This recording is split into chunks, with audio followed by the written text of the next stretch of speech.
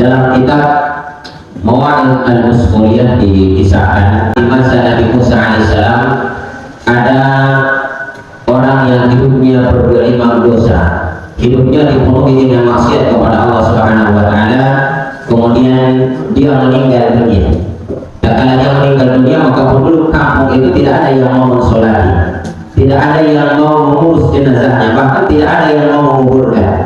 Dan lebih parahnya lagi, mayatnya itu dibuang ke tempat tumpukan kotoran binatang, sehingga Allah Subhanahu wa taala berfirman kepada Nabi Musa alaihissalam, Nabi Musa, di sana ada kekasihku yang orang-orang tidak mau menguburkan, orang-orang tidak mau memandikan, bahkan tidak mau mensolati. Lebih parahnya lagi, dia buang di tempat yang kotor. Maka kamu berangkat wahai Musa, solati, kemudian kuburkan kekasihku tersebut. Berangkatlah Nabi Musa alaihissalam, dia berangkat ke kampung tersebut. Kemudian dia tanyakan kepada penduduk kampung, wahai penduduk kampung, di mana mayat yang orang itu? Maka ditunjukkanlah tempatnya oleh masyarakat sekitar, kemudian diantar ke tumpukan kotoran binatang, kemudian disaksikan oleh Nabi Musa alaihissalam. Apa kata Nabi Musa? Kenapa kalian perlakukan mayat ini seperti ini? Apa kata penduduk kampung? Wahai Musa, ini adalah pelaku maksiat, suka bermaksiat kepada Allah terang-terangan lagi. Dia punya banyak kesalahan, maksiat, dia zalim. Dan Nabi Musa itu dikenal sebagai kalimullah. Dia bisa berdialog dengan Allah, dia bisa bercakap-cakap dengan Allah. Kemudian dia bermunajat, ya Allah, engkau katakan bahwa orang ini adalah kekasihmu, tetapi menurut penduduk kampung orang ini adalah pelaku maksiat, orang ini adalah orang yang penuh dengan dosa. Apa kata Allah Subhanahu wa taala? Memang betul wahai Musa apa yang dikatakan oleh penduduk kampung, tetapi tahukah kamu, sebelum orang ini meninggal dunia, maka dia memohon kepada dengan 3 permohonan. Ketahuilah wahai Musa, tidaklah hambaku memohon dengan 3 permohonan ini, melainkan Allah akan menghapus semua dosa-dosanya. Aku akan menghapus semua kesalahan-kesalahannya. Kata Allah, "Lau ataitani bi qurabil ardi khataya." Andaikan hamba datang kepadaku dengan membawa dosanya sebesar bumi ini. Summa ataitani, kemudian dia datang, dia memohon ampun, dia akui kesalahannya, maka kata Allah, "La ataituka bi qurabiha maghfirah." Saya pasti akan berikan ampunan sebesar kesalahan yang telah diperbuat oleh hamba tersebut. Ketahuilah wahai Musa, ya saya mengampuni hamba ini karena 3 permohonannya. Apa kata Musa alaihissalam? Ya Allah, apa 3 permohonannya itu? Yang pertama wahai Musa, sebelum dia meninggal, dia berkata kepada ya Allah, engkau tahu bahwa saya ini adalah hambamu yang berdosa, hambamu yang penuh dengan maksiat kepada Allah. Tetapi harus engkau tahu ya Allah, di dalam hatiku saya sangat benci dengan keburukan, saya sangat benci dengan kemaksiatan. Jadi ada orang seperti ini, dia suka melakukan dosa, tetapi di dalam hatinya benci dengan perbuatannya itu sendiri. Kita ini kadang melakukan dosa, tetapi bangga dengan perbuatan kita. Orang ini kata Allah, dia melakukan dosa tetapi benci dengan perbuatannya itu. Dan dia berkata, ya Allah, saya melakukannya karena saya lemah ya Allah. Saya tidak kuasa, saya miskin sehingga saya harus mencuri. Saya berzina karena saya lemah, nafsu saya tinggi ya Allah, sehingga saya tidak mampu untuk menahannya. Maka dari itu ya Allah, ampunilah hambamu ini. Maka apakah yang kedua kata Allah Subhanahu wa taala? Kemudian yang kedua, hamba ini juga berkata kepadaku, ya Allah, hamba ini adalah hambamu yang penuh dengan maksiat. Kalau diurut mungkin saya ini adalah berada di golongan orang-orang yang fasik. Makanya ya Allah, tidak ada orang baik yang mau mendekat kepadaku, tidak ada orang baik yang mau berteman denganku. Padahal di dalam hatiku, kata hamba itu, di dalam hatiku saya ingin berteman dengan orang-orang baik supaya saya juga bisa menjadi orang baik. Saya ingin berteman dengan orang-orang yang soleh sehingga mungkin saya juga punya peluang untuk menjadi orang-orang yang soleh di sisimu. Mereka menjauh ya Allah, ya, tetapi di dalam hatiku saya ingin berteman, saya cinta kepada mereka. Maka kata Allah Subhanahu wa taala yang ketiga, wahai Musa, dia juga berkata kepada ya Allah, andailah 2 persoalan datang kepadaku, ada 2 hamba datang kepadaku, satu adalah orang soleh, satu adalah orang yang penuh dengan maksiat, maka saya akan lebih mengutamakan orang-orang yang soleh karena saya cinta. Saya memang pelaku maksiat, tetapi saya cinta dengan orang-orang soleh. Jadi ada orang yang buruk perilakunya, tetapi cinta dengan orang yang soleh. Nah, anehnya kadang kita ini sudah mondok di pesantren, ya memiliki perbuatan aktivitas yang baik, tetapi justru tidak memuliakan orang-orang yang soleh. Orang ini kata Allah Subhanahu wa taala perilakunya buruk, tetapi dia sangat cinta dengan orang-orang yang soleh. Dalam riwayat lain dikatakan, ya Allah, kalau engkau masukkan saya ke dalam neraka, maksiatku memang besar ya Allah, tapi kalau engkau masukkan saya ke dalam neraka, jadi dia berkomunikasi dengan Allah. Kalau engkau masukkan saya ke dalam neraka, tentu Nabi tidak akan bahagia, tidak akan senang melihat umatnya masuk ke dalam neraka. Justru setanlah yang akan senang jikalau saya masuk ke dalam nerakamu. Dan saya tahu ya Allah bahwa engkau akan lebih senang untuk menyenangkan hamba-hambamu yang beriman daripada menyenangkan setan.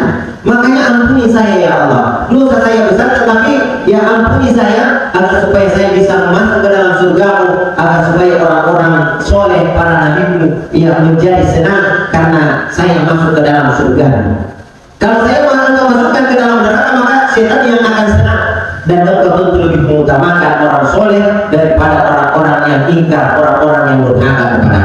Nah, apa kata Allah Subhanahu wa taala? Sekarang solatinya wahai Musa, dan umumkan kepada orang, siapa yang mensolatinya maka saya akan ampuni dosanya oleh Allah Subhanahu wa taala. Saya akan hapus semua kesalahan-kesalahannya, dan sampaikan juga kepada masyarakat setempat, siapapun yang menghadiri pemahamannya, maka saya akan anggap dosa-dosanya tidak pernah dia lakukan. Saya akan hapus kesalahan-kesalahannya. Begitu cintanya Allah Subhanahu wa taala kepada pendosa ini. Nah, apa sebenarnya hikmah daripada kisah yang baru saya kita ceritakan? Yang pertama bahwa kita ini jangan melihat orang dari casingnya, ya, jangan menganggap buruk orang lain, jangan memandang hina orang pelaku maksiat. Kenapa? Karena ketika dia memohon ampun kepada Allah, maka boleh jadi kedudukannya lebih mulia di sisi Allah ketimbang kita. Kita ini karena merasa sudah sholat, merasa sudah puasa, sehingga kita ini kadang meremehkan taubat kepada Allah. Kadang kita lupa memohon ampun. Kenapa? Karena kita anggap bahwa kita tidak punya dosa, kita rajin sholat, kita rajin puasa. Maka kita jangan pernah meremehkan orang-orang yang melakukan maksiat, karena kita tidak tahu bagaimana hatinya.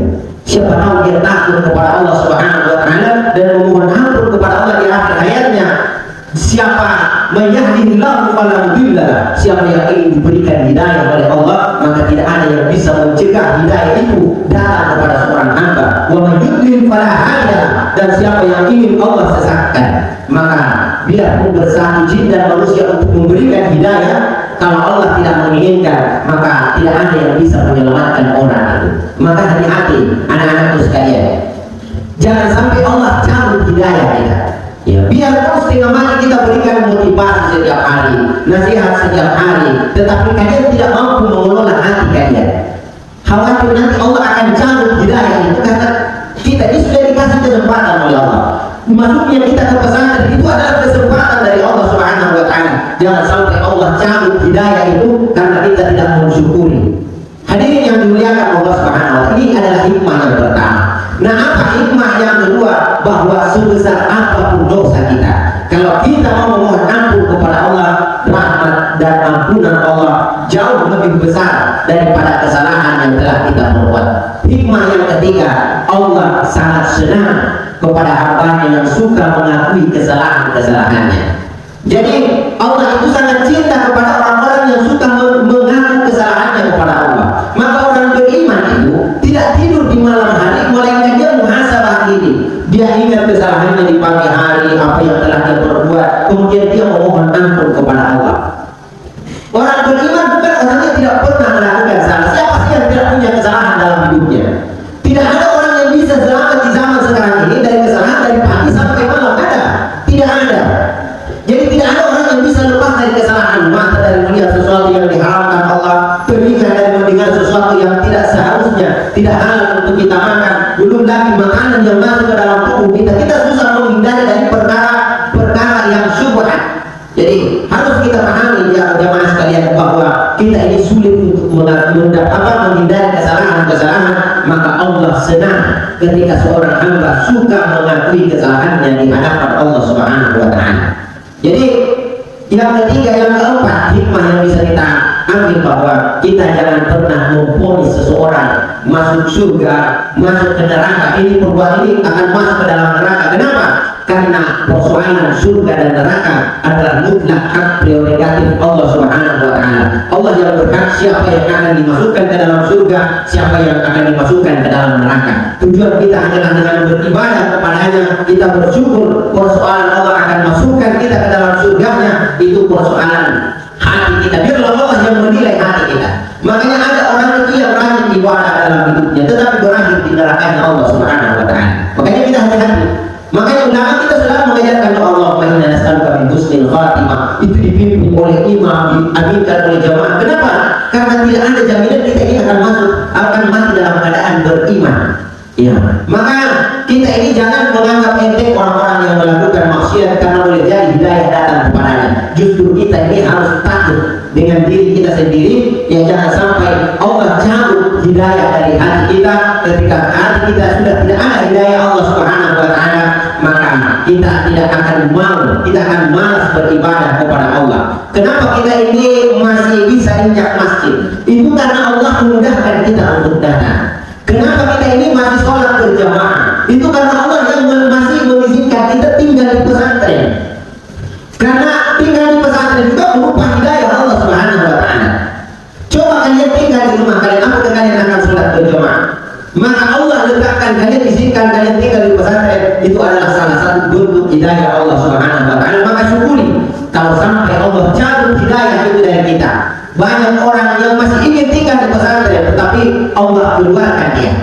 Iya. Banyak orang yang ingin hidup sampai di akhir Ramadan, tetapi Allah cabut ruhnya sebelum dia berakhir, belum sampai akhir Ramadan. Banyak orang yang ingin fokus beribadah, maksimal dalam ibadahnya, tetapi Allah berikan dia penyakit sehingga dia harus berakhir di rumah sakit sampai akhir Ramadan. Maka kita bersyukur karena sampai saat ini Allah masih memberikan kita kesempatan untuk beribadah. Maka anak-anak sekalian, keberadaan di pesantren ini adalah sesuatu yang harus disyukuri. Ya, bagaimana cara mensyukurinya? Yaitu dengan melaksanakan aktivitas-aktivitas yang memang sudah diprogramkan oleh pondok. Itu cara mensyukuri.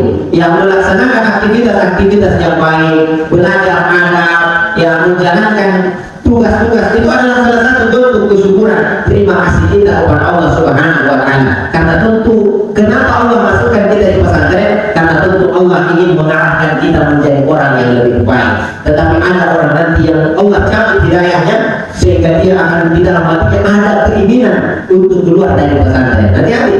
Jangan juga bang, saya ini diizinkan oleh orang tua saya pindah dari pesantren ke sekolah umum. Hati-hati. Jangan senang. Kalian tidak sadar bahwa Allah telah mencabut hidayah dari dalam hati kalian sehingga kalian ya jangan bangga dengan keluar dari pesantren. Itu arti kalian menjauh dari hidayah Allah Subhanahu wa taala. Semoga apa yang kisah yang saya sampaikan bisa menjadi pelajaran berharga bagi kita sehingga bisa menjadi iktibar dalam kehidupan kita sehingga kita bisa lebih termotivasi.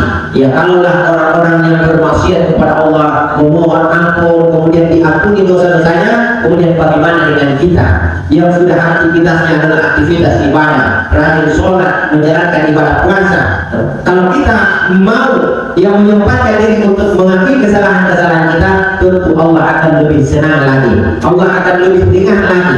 Makanya santri ya jangan pernah tidur di malam hari melainkan muhasabah diri. Kata Allah berkata, hasibu anfusahum qabla an tuhasabu. Hitung dirimu sebelum kamu dihitung. Sebelum tidur pikir dulu, ada kesalahan. Pastinya ada. Jangan juga mengatakan tidak ada salah saya hari ini. Itu tidak mungkin. Tidak ada lisan yang terbebas dari kelalaian kecuali lisan Nabi kita Muhammad SAW. Tidak ada perbuatan aktivitas yang dijaga oleh Allah yang betul-betul dibimbing oleh Allah kecuali Nabi kita Muhammad SAW. Kalaulah kita ini adalah manusia mahalul khata'i wa nisyan yang penuh dengan kesalahan, penuh dengan dosa, selalu lupa, maka sebaik-baik kita adalah yang mau mengakui kesalahan-kesalahannya. Maka Nabi kita mencontohkan, Nabi adalah orang yang tidak pernah melakukan salah, tetapi Nabi mencontohkan, Nabi kita istighfar 100 kali dalam sehari semalam. Dalam riwayat dikatakan tidak kurang dari 70 sampai 100 kali, tidak kurang, bahkan bisa lebih, tetapi tidak kurang dari itu. Apa maksudnya? Bahwa kalaulah Nabi orang yang maksum, terbebas dari kesalahan, masih banyak istighfarnya, maka tentu kita harus lebih banyak beristighfar kepada Allah, mohon ampun kepada Allah. Wallahu muwaffiq ila aqwamit thoriq. Wassalamualaikum warahmatullahi wabarakatuh.